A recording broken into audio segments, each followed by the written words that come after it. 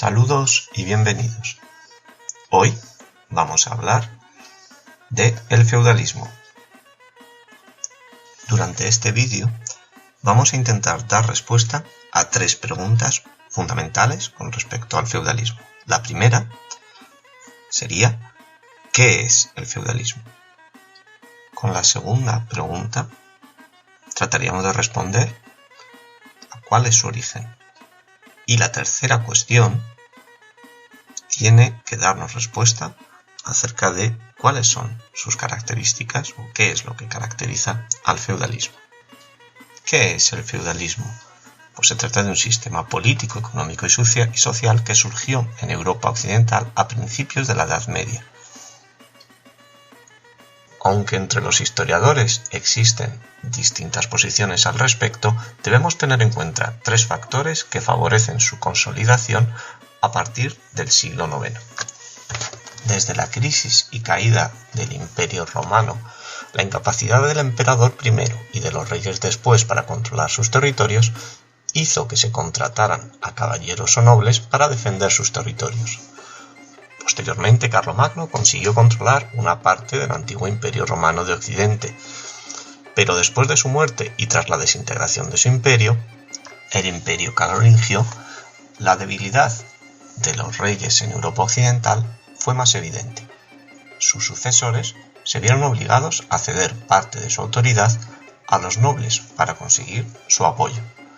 Por último, las sucesivas incursiones, ataques e invasiones que se produjeron en Europa Occidental desde el siglo IV por parte de pueblos germánicos, musulmanes, vikingos, húngaros, búlgaros y eslavos provocaron una gran inseguridad.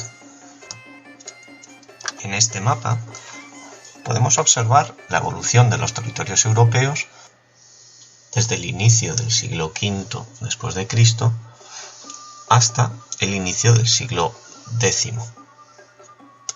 Y en él podemos observar la evolución de los distintos territorios y cómo se producen algunas de las incursiones de los pueblos que comentábamos anteriormente.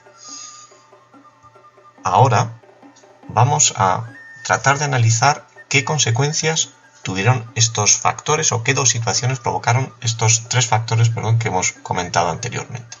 Por un lado, los reyes confiaron la defensa del territorio a poderosos nobles que les juraban fidelidad y ayuda militar. Los nobles terminaron gobernando esas tierras, conocidas como el feudo, como si fuesen de su propiedad, y les cedieron el poder sobre las mismas a sus hijos. La relación, por tanto, es una relación de dependencia entre el rey y los nobles.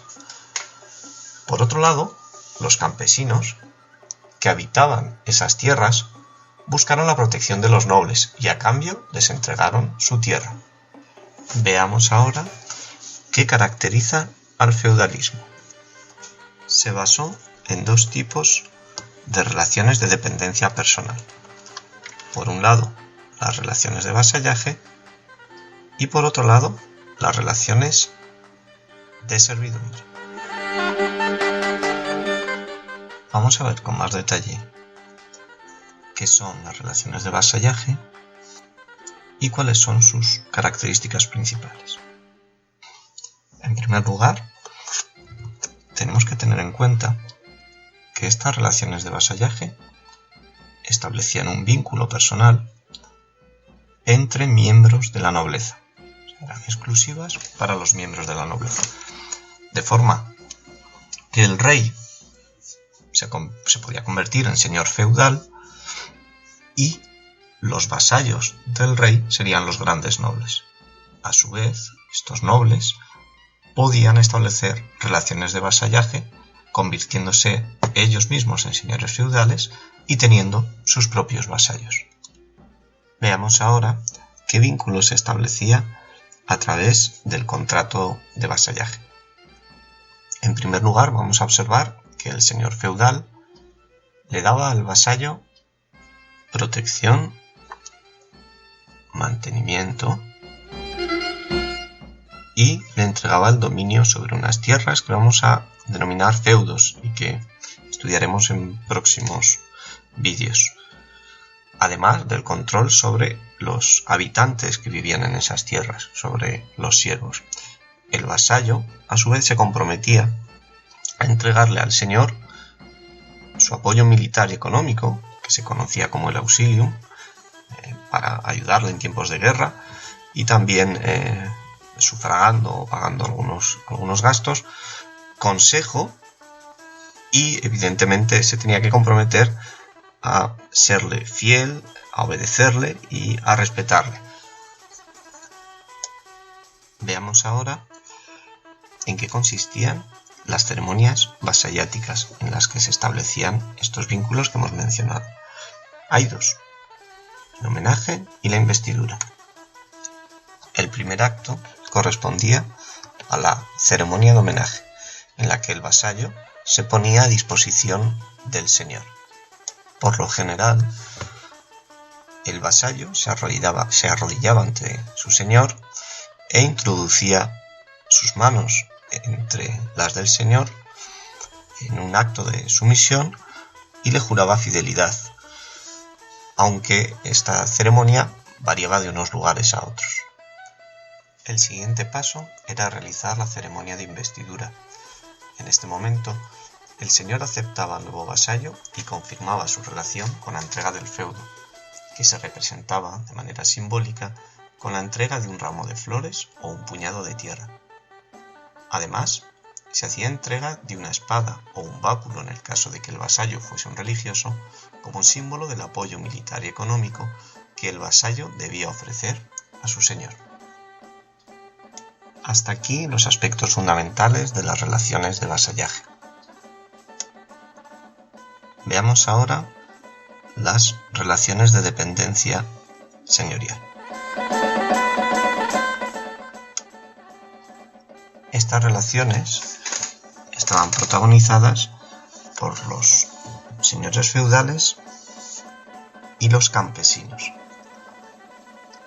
Eran relaciones entre los llamados grupos privilegiados y no privilegiados, es decir, en este caso entre el señor feudal y los campesinos, fundamentalmente. En estas relaciones el señor feudal explotaba las tierras que hemos mencionado anteriormente, que se conocían como los feudos, y las explotaba a través de los campesinos, ¿no? Los campesinos eran los que realizaban el trabajo. Además, él se comprometía a protegerles y percibía unas rentas por parte de esos campesinos, ¿no? Que cobraba a esos campesinos. Además, tenía sobre ellos derechos señoriales y derechos jurisdiccionales, es decir, era el propietario de las tierras, pero también gobernaba y administraba justicia en ese territorio, de forma que los campesinos no podían abandonarlo. Este tipo de relaciones pervivieron en Europa occidental hasta el final de la Edad Media, pero en otras zonas de Europa no concluyeron hasta, en algunos casos, finales del siglo XIX. Con esto terminamos nuestro vídeo de hoy. Muchas gracias por vuestra atención.